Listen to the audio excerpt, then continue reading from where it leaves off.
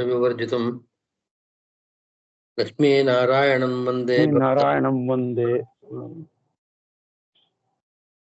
संसारक्लेशान्त तत्पराः दयालवो महान्तस्तान् गुरून् नत्वा गिरं भजे नारायणं गुणैः सर्वैर्दीर्णं दोषवर्जितं ज्ञेयं गम्यं गुरुंश्चापि नत्वा सूत्रार्थमुच्यते ॐ अथातो ब्रह्मजिज्ञासा ॐ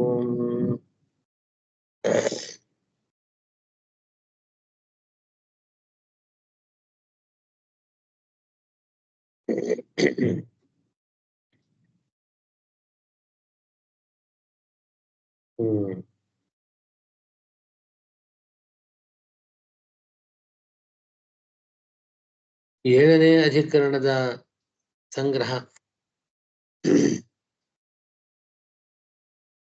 ಆಚಾರ್ಯರು ಅಣುಭಾಷ್ಯದಲ್ಲಿ ಚತುರ್ಥಾಧ್ಯಾಯ ದ್ವಿತೀಯ ಪಾದದ 7ನೇ ಅಧಿಕರಣ ತಾನ್ಯಧಿಕರಣ, ಪರಾಧಿಕರಣ ಅಂತ ಕರೀತಾರೆ. ತಾನೆ ಪರೇ ತಥಾಹ್ಯಾಹ ಅಂತ.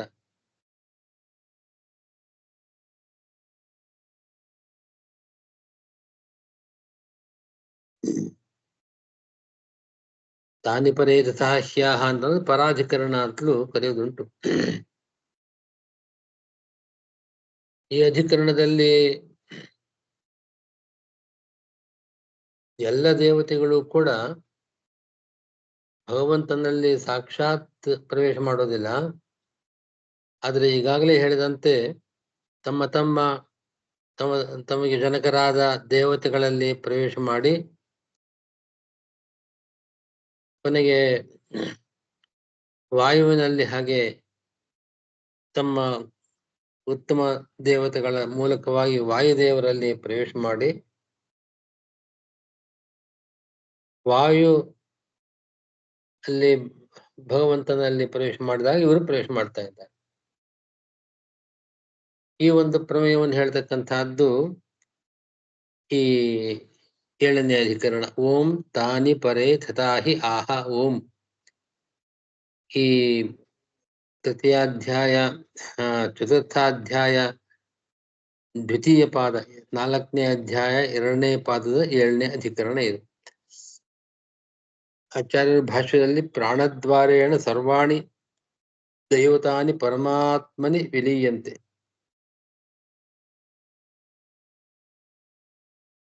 ಹಾಗೆ ಪ್ರಾಣದ್ವಾರೇಣ ಮುಖ್ಯ ಪ್ರಾಣದ ಮೂಲಕವಾಗಿ ಎಲ್ಲಾ ದೇವತೆಗಳು ಪರಮಾತ್ಮನಲ್ಲಿ ಲಯವನ್ನು ಹೊಂದತಕ್ಕವರು. ಸರ್ವೇ ದೇವಾಃ ಪ್ರಾಣಮಾಭಿಷ್ಯ ದೇವೇ ಮುಕ್ತಾಃ ಲಯಂ ಪರಮೇ ಯಾಂತ್ಯಚಿಂತ್ಯೇ ಅಂತ ಮುಖ್ಯ ಪ್ರಾಣದ ಮೂಲಕವಾಗಿ ಪ್ರವೇಶ ಮಾಡಿ ಪರಮಾತ್ಮನನ್ನು ಹೊಂದತಕ್ಕವರು ಅಂತ ನಿರ್ಣಯ ಮಾಡಿದ್ದಾರೆ. ಅಣುಭಾಷ್ಯದಲ್ಲಿ ಈ ಒಂದು ಶ್ಲೋಕ ಉತ್ತರೇಶ್ವೇವಂ ಯಾವದ್ವಾ ಮುಕ್ತಿಗಾಃ ಪ್ರವಿಶ್ಯ ಭುಂಜತೆ ಭೋಗಾನ್ ತದಂತರ್ಬಹಿರೇವ ವಾಯುರ್ವಿಷ್ಣುಂ ಪ್ರವಿಶ್ಯೈವ. ಈ ವಾಯುವಿಷ್ಣುಂ ಪ್ರವಿಶ್ಯೈವ ಅಂತ ಅನ್ನೋದು ಒಂದು ಶ್ಲೋಕ ಮತ್ತು ಒಂದು ಪಾದ. ಶ್ಲೋಕದ ಮುಂದಿನ ಶ್ಲೋಕದ ಒಂದು ಕಾಲ್ಭಾಗ. ಉತ್ತರೇಶು ಏವಂ ಯಾವದ್ವಾ ಮುಕ್ತಿಗಾಃ ಪ್ರವಿಶ್ಯ ಭುಂಜತೆ ಭೋಗಾನ್ ತದಂತರ್ಬಹಿರೇವ ಅಂತ ಒಂದು ಶ್ಲೋಕ. ವಾಯು ವಿಷ್ಣುಂ ಪ್ರವಿಶ್ಯೈವ ಅನ್ನೋದು ಮುಂದಿನ ಶ್ಲೋಕದ ಒಂದು ಪಾದ ಅಂದ್ರೆ ಕಾಲ್ಭಾಗ ಆಗತ್ತೆ. ಹೀಗೆ ಪಾದ ಸಹಿತವಾದ ಒಂದು ಶ್ಲೋಕದಿಂದ ವಾಯುವಿನ ಮೂಲಕವಾಗಿ ಎಲ್ಲಾ ದೇವತೆಗಳು ಕೂಡ ಭಗವಂತನಲ್ಲಿ ಪ್ರವೇಶ ಮಾಡ್ತಾರೆ ಅಂತ ಹೇಳ್ತಕ್ಕಂತ ಈ ಅಧಿಕರಣದ ಸಂಗ್ರಹವನ್ನು ಮಾಡಿದ್ದಾರೆ. ಅದರ ಮುಂದಿನ ಅಧಿಕರಣ ಅವಿಭಾಗಾಧಿಕರಣ ಅಂತ. ಅವಿಭಾಗಾಧಿಕರಣ ಅದು ಸೂತ್ರ ಓಂ ಅವಿಭಾಗೋ ವಚನಾದ್ವೋಂ ಅಂತ. ಈ ಅಧಿಕರಣದಲ್ಲಿ ಎಲ್ಲ ದೇವತೆಗಳಿಗೂ ಮುಕ್ತರಾದ ಎಲ್ಲಾ ದೇವತೆಗಳೇ ಮೊದಲಾದ ಎಲ್ಲ ಮುಕ್ತರಿಗೂ ಕೂಡ ಭಗವಂತ ಸ್ವಾಮಿಯಾಗಿದ್ದಾನೆ. ಎಲ್ಲರೂ ಅವನ ಅಧೀನದಲ್ಲಿದ್ದಾರೆ ಎಂಬ ಪ್ರಮೇಯದ ಸಮರ್ಥನೆಯನ್ನ ಈ ಅಧಿಕರಣ ಮಾಡ್ತಾ ಇದೆ.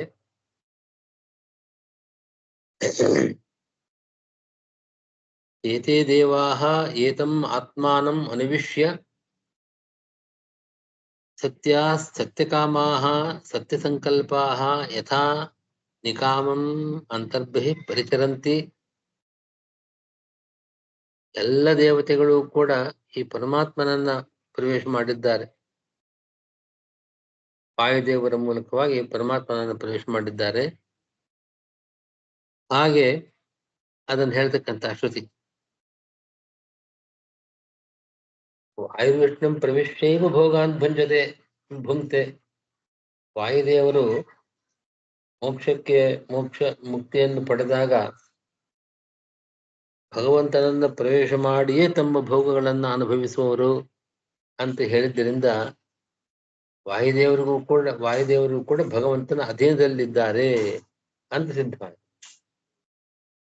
ವಾಯುದೇವರೇ ಭಗವಂತನ ಅಧೀನದಲ್ಲಿದ್ದಾರೆ ಅಂತ ಅಂದಮೇಲೆ ವಾಯುದೇವರ ಮೂಲಕವಾಗಿ ಭಗವಂತನನ್ನು ಹೊಂದತಕ್ಕಂಥ ಮುಕ್ತರು ಅವರು ಭಗವಂತನ ಅಧೀನ ಅಂತ ಪ್ರತ್ಯೇಕವಾಗಿ ಹೇಳಬೇಕಾದದ್ದಿಲ್ಲ.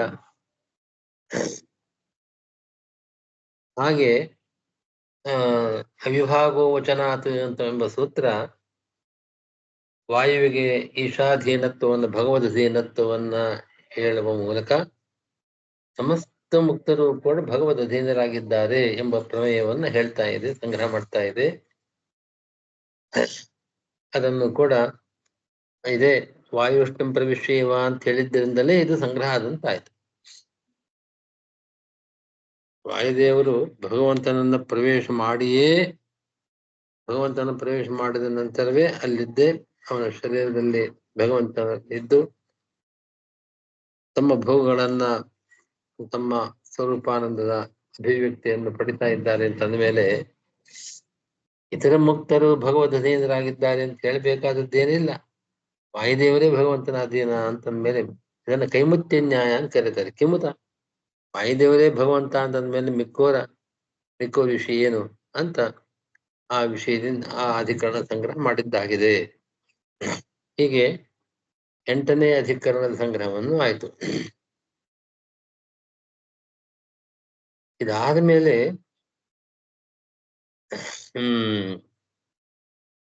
ಈ ವಿಷಯ ಆದ್ಮೇಲೆ ಪುನಃ ಹಿಂದಿನ ಅಧಿಕರಣದ ಸಂಗ್ರಹಕ್ಕೆ ಅನುಭಾಷ್ಯದಲ್ಲಿ ನಾವು ನೋಡ್ತಾ ಇದ್ದೇವೆ.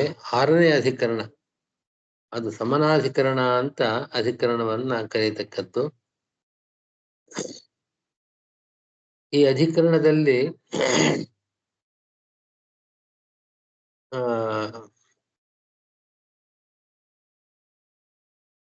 ಲಕ್ಷ್ಮೀದೇವಿ ನಿತ್ಯ ಮುಕ್ತಳಲ್ವೇ? ನಿತ್ಯ ಮುಕ್ತಳಾದ ಲಕ್ಷ್ಮೀದೇವಿಗೆ ಲಯ ಅಂತ ಇಲ್ಲ. ಇತರ ದೇವತೆಗಳಿಗೆ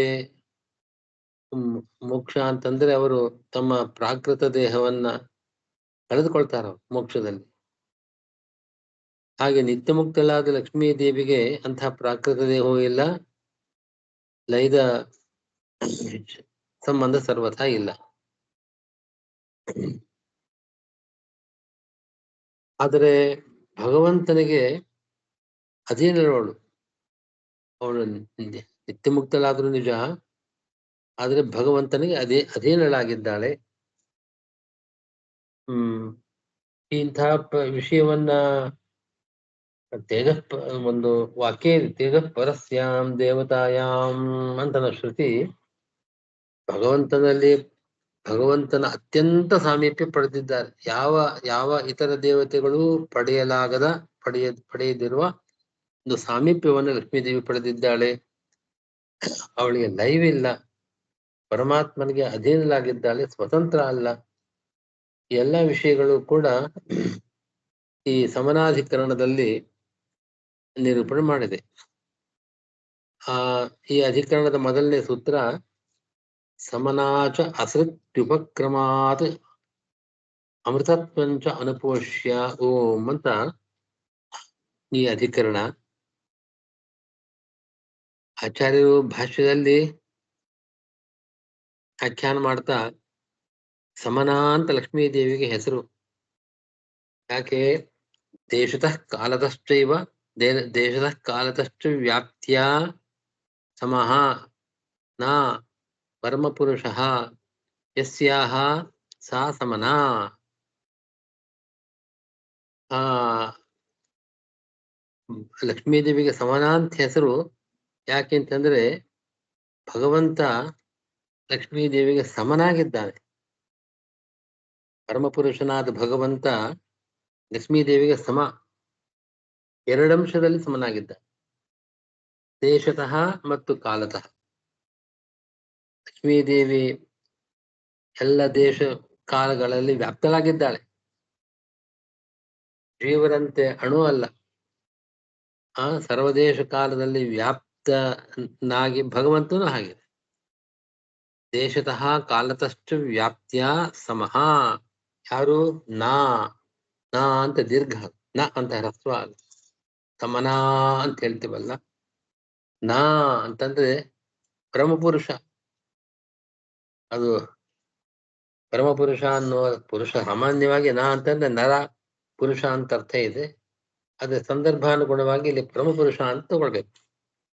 ಯಾರಿಗೆ ಪರಮಪುರುಷನಾದ ನಾರಾಯಣ ದೇಶಕಾಲಗಳಲ್ಲಿ ಸಮನಾಗಿದ್ದಾನೋ, ಎಲ್ಲೆಲ್ಲಿ ಭಗವಂತನಿದ್ದಾನೋ ಅಲ್ಲೆಲ್ಲ ಲಕ್ಷ್ಮೀದೇವಿ ಇದ್ದ, ಎಲ್ಲಾ ಕಾಲಗಳಲ್ಲೂ ಇದ್ದಾರೆ.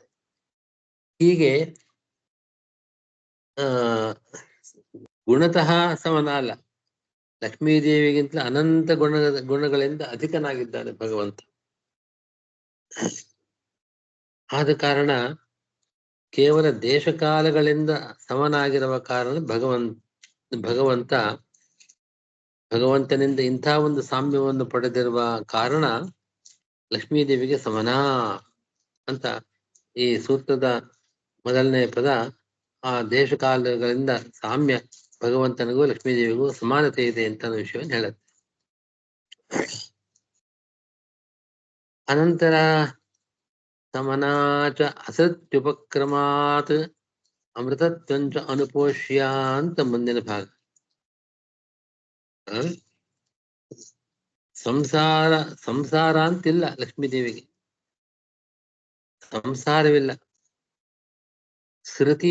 ಶ್ರುತಿ ಅಂತಂದ್ರೆ ಸಂಸಾರ, ಶ್ರುತ್ಯುಪಕ್ರಮ ಅಂತಂದ್ರೆ ಸಂಸಾರದ ಸಂಬಂಧ. ಲಕ್ಷ್ಮೀದೇವಿ ಎಂದೂ ಅವಳಿಗೆ ಸಂಸಾರದ ಇತರ ಜೀವರಂತೆ ಸಂಸಾರದ ಸಂಬಂಧವೇ ಇಲ್ಲ, ಬದ್ಧಳಲ್ಲ ಅವಳು. ಅವಳು ಅನುಪೋಷ್ಯ. ಮಿಕ್ಕ ಜೀವರೆಲ್ಲರೂ ಮುಕ್ತಿಯೋಗ್ಯರಾದವರೆಲ್ಲರೂ ಕೂಡ ಭಗವಂತನನ್ನು ಉಪಾಸನೆ ಮಾಡಿ ಅಮೃತತ್ವವನ್ನು ಪಡೆಯುವವರು. ಅಂದ್ರೆ ನಿತ್ಯ ಮುಕ್ತಲಾದ ಲಕ್ಷ್ಮೀದೇವಿ ಹಾಗೆ ನಿತ್ಯ ಮೋಕ್ಷವನ್ನ ಅವಳು ಉಪಾಸನೆ ಮಾಡಿ ಪಡೆದವಳಲ್ವಲ್ಲ, ಉಪಾಸನೆ ಮಾಡ್ತಾಳೆ. ಭಗವಂತ ಉಪಾಸನೆ ಲಕ್ಷ್ಮೀ ಮಾಡೋದುಂಟು. ಆದ್ರಿಂದ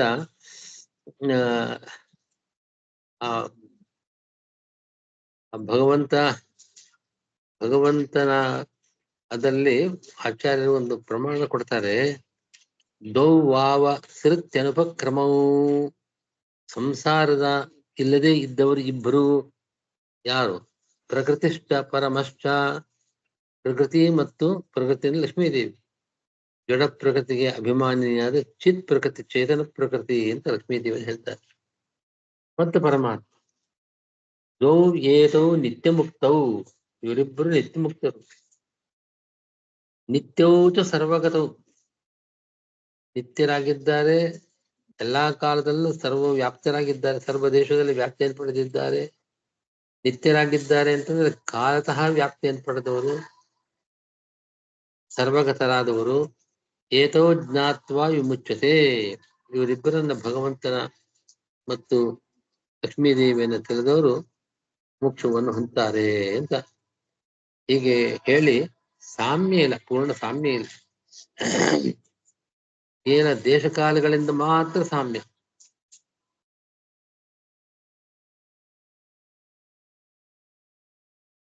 ಹಾಗೆ ಈ ಎಲ್ಲಾ ಪ್ರಮೇಯಗಳನ್ನ ಹೇಳುವ ಈ ಅಧಿಕರಣ ಸಮನಾಧಿಕರಣ ಅಂತ.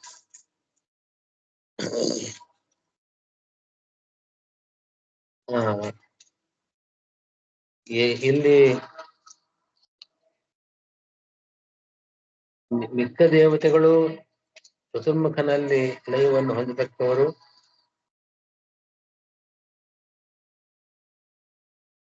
ಚತುರ್ಮುಖನ ದ್ವಾರ ಭಗವಂತನನ್ನ ಪ್ರವೇಶ ಪಡೆಯತಕ್ಕವರು ಅಂತ ಹೇಳಿ,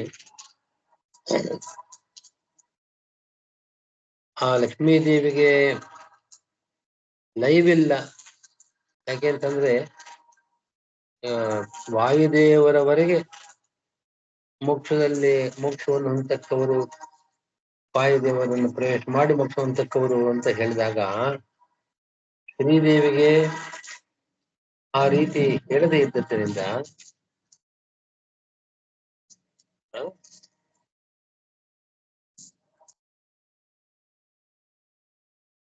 ಅವರನ್ನ ಪ್ರವೇಶ ವಾಯುವಿನವರೆಗೆ ಪ್ರವೇಶ ಮಾಡತಕ್ಕವರು, ವಾಯು ದ್ವಾರ ಪರಮಾತ್ಮನನ್ನು ಪ್ರವೇಶ ಮಾಡತಕ್ಕವರು, ಲೈವನ್ನು ಹೊಂದತಕ್ಕವರು ಅಂತ ಅರ್ಥ. ಮತ್ತು ಪ್ರವೇಶ ಮಾಡೋದು ಅವರು ನೇರವಾಗಿ ಪರಮಾತ್ಮನನ್ನು, ಶ್ರೀದೇವಿಯಾಗಿ ಇದೆರಡನ್ನು ಹೇಳಲಿಲ್ಲ.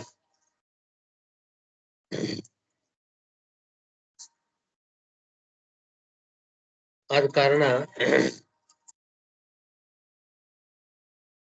ಈ ಬ್ರಹ್ಮಸೂತ್ರಗಳಲ್ಲಿ ಇತರ ದೇವತೆಗಳಿಗೆ ಲೈವನ್ನು ಹೇಳಿದಂತೆ ಶ್ರೀದೇವಿಗೆ ಲೈವನ್ನು ಹೇಳಿಲ್ಲ.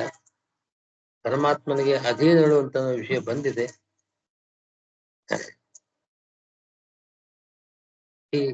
ಈ ರೀತಿಯಾಗಿ ತಾತ್ಪರ್ಯ, ಈ ಸೂತ್ರಗಳ ಸಮನಾಧಿಕರಣದ ಸೂತ್ರಗಳ ತಾತ್ಪರ್ಯವನ್ನ ಹೇಳಿದಂತಾಯ್ತು. ಸೂಚನೆ ಮಾಡಿದ್ದಾರೆ ಅಷ್ಟೇ ಆಚಾರ್ಯರು. ಸ್ಪಷ್ಟವಾಗಿ ಪ್ರತ್ಯೇಕವಾಗಿ ಲಕ್ಷ್ಮೀ ದೇವಿಗೆ ಲೈವಿಲ್ಲ, ನಿತ್ಯ ಮುಕ್ತಳವಳು ಇತ್ಯಾದಿ ವಿಷಯಗಳಿಂದ ಪ್ರತ್ಯೇಕವಾಗಿ ಹೇಳಿಲ್ಲ, ಸೂಚನೆ ಮಾಡ್ತಾ ಇದ್ದಾರೆ. ಹಾಗೆ ಸಂಕ್ಷಿಪ್ತವಾಗಿ ಈ ಸಮನಾಧಿಕರಣದ ತಾತ್ಪರ್ಯವನ್ನು ಕೂಡ ಆಚಾರ್ಯರು ಅನುಭಾಷ್ಯದಲ್ಲಿ ಹೇಳಿದ್ದಾರೆ. ಇನ್ನು 9ನೇ ಅಧಿಕರಣ, ಅದು ತದೋಕೋಗ್ರಜ್ವಲನ ಅಂತ ಕರೀತಾರೆ. ದೊಡ್ಡ ಸೂತ್ರ ಅದು.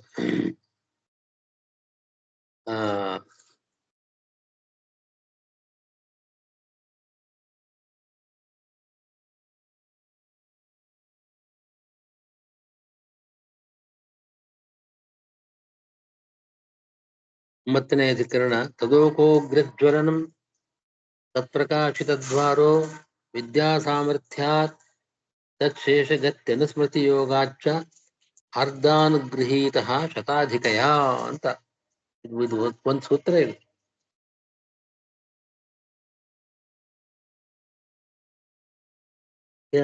ಈ ಅಧಿಕರಣದಲ್ಲಿ ಮನುಷ್ಯರು ಅವರು ದೇಹತ್ಯಾಗ ಅಂತಂದ್ರೆ ಚರ್ಮದೇಹ.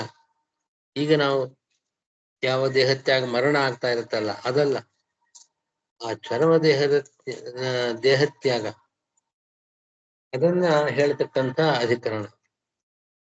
ಅದನ್ನ ಆಚಾರ್ಯರು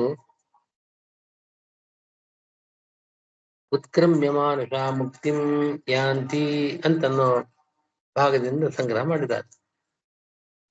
ಉತ್ತರೇಶ್ವೇವಂ ಯಾವದ್ವಾಮಿ ಮುಕ್ತಿಗಾಃ ಪ್ರವಿಶ್ಯ ಭುಂಜತೆ ಭೋಗಾನ್ ತದಂತರ್ಬಹಿರೇವ ವಾಯುರ್ವಿಷ್ಣುಂ ಪ್ರವಿಶ್ಯೈವ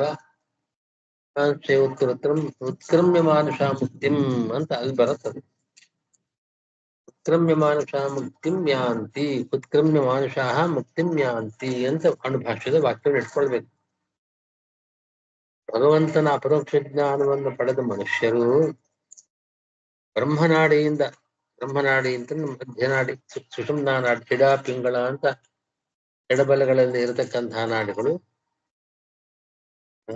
ಕೆಳಭಾಗದಿಂದ ಶಿರಸ್ಸಿನ ಪರ್ಯಂತವಾಗಿ ಇರತಕ್ಕಂತಹ ನಾಡಿ ಬ್ರಹ್ಮನಾಡಿ ಅಥವಾ ಸುಷುಮ್ನಾ ನಾಡಿ ಅಂತ ಕರೀತಾರೆ. ಆ ಚರ್ಮದೇಹ ಅಪರೋಕ್ಷ ಜ್ಞಾನಿಗಳಾದವರು ಪುನಃ ಅವರು ಸಂಸಾರವನ್ನು ಪಡೆಯೋದಿಲ್ಲ.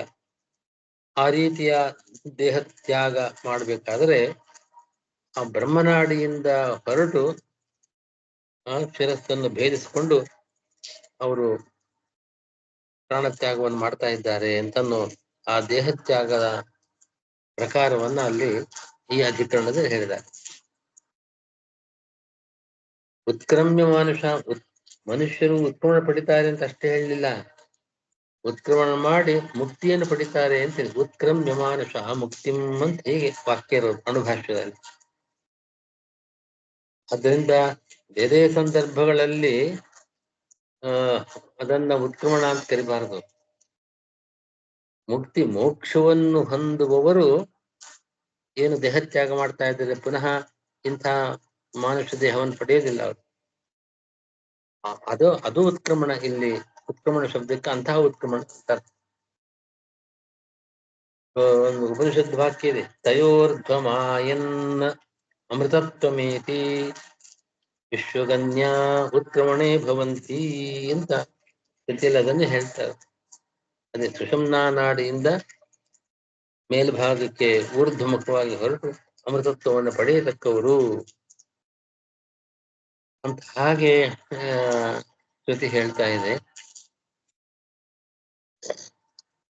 ಆದ್ದರಿಂದ ಇಲ್ಲಿ ಉತ್ಕ್ರಮಣ ಅಂತಂದ್ರೆ ಮೋಕ್ಷವನ್ನು ಪಡೆಯುವ ಸಂದರ್ಭದಲ್ಲಿ ದೇಹದಿಂದ ಆಗತಕ್ಕಂಥ ಉತ್ಕ್ರಮಣವೇ ಉತ್ಕ್ರಮಣ ಅನ್ನೋ ಪದದಿಂದ ಇಲ್ಲಿ ವಿವಕ್ಷಿತವಾಗಿದೆ ಅಂತ ಹೇಳ್ತಾರೆ.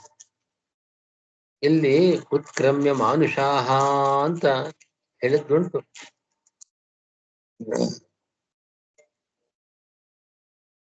ಉತ್ಕ್ರಮ್ಯ ಅಲ್ಲಿ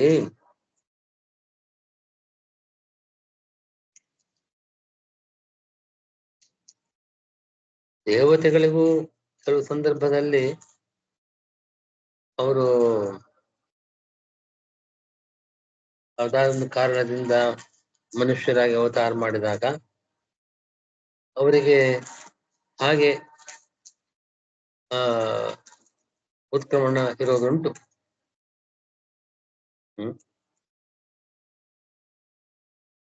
ಹೇಗೆ ಇಹೈವ ಕೇಚಿನ್ ಮುಚ್ಚಂತೆ ನೋತ್ಕ್ರಾಮಂತೆ ಕದಾಚನ ಅಂತ.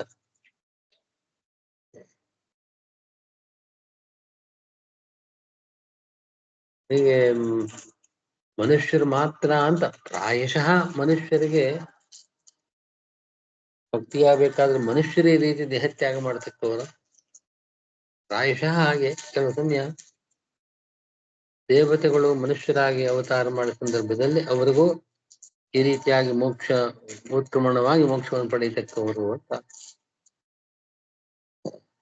ಹೇಳ್ತಕ್ಕಂಥ ವಾಕ್ಯಕ್ಕೆ ವಿರೋಧವೇನಿಲ್ಲ. ಅಥವಾ ಮನುಷ್ಯ ಜೀವರ ಉತ್ಕ್ರಮಣವನ್ನು ಇಲ್ಲಿ ಹೇಳಿದ್ದು ಅಂತ ಇಟ್ಕೊಂಡ್ರು ಸರಿಯೇ.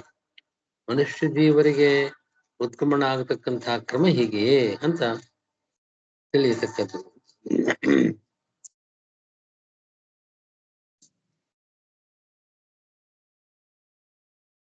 ಈ ರೀತಿಯಾಗಿ ಈ ಎಷ್ಟು ವಿಷಯಗಳನ್ನ ಅಣುಭಾಷೆಯಲ್ಲಿ 9ನೇ ಅಧಿಕರಣ ಇಲ್ಲಿ ಮುಗಿದಿದೆ.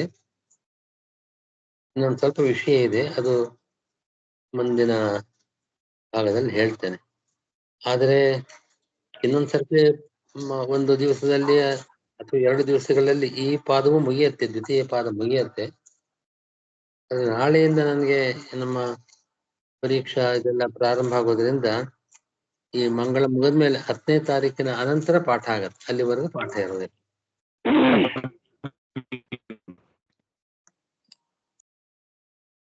ರಾಜೀವ್, ನಿಮ್ಮ ಮಾತು ಕೇಳಿಸ್ತಾ ಇಲ್ಲ. ರಾಜೀವ್, ನಮಸ್ಕಾರ ಗುರುಗಳೇ. ಹಾ, ಸಾಷ್ಟಾಂಗ ನಮಸ್ಕಾರಗಳು ಶ್ರೀಗಳವರಿಗೆ. ರಘು, ಸುಧಾಮಂಗಳ ಕಾರ್ಯಕ್ರಮ ವಿಶೇಷವಾಗಿ ಜಯವಾಗ್ಲಿ ಗುರುಗಳೇ. ಎಲ್ರು ಬರ್ಬೇಕು, ನೀವೆಲ್ಲ ಖಂಡಿತ ಬರ್ತದ ಗುರು. ಖಂಡಿತ ಬರ್ತೀವಿ ಸ್ವಾಮಿ. 7, 8, 9 ಕಾರ್ಯಕ್ರಮ ಇದೆ, ಬನ್ನಿ, ಎಲ್ರು ಬನ್ನಿ, ಖಂಡಿತ ಬರ್ಬೇಕು.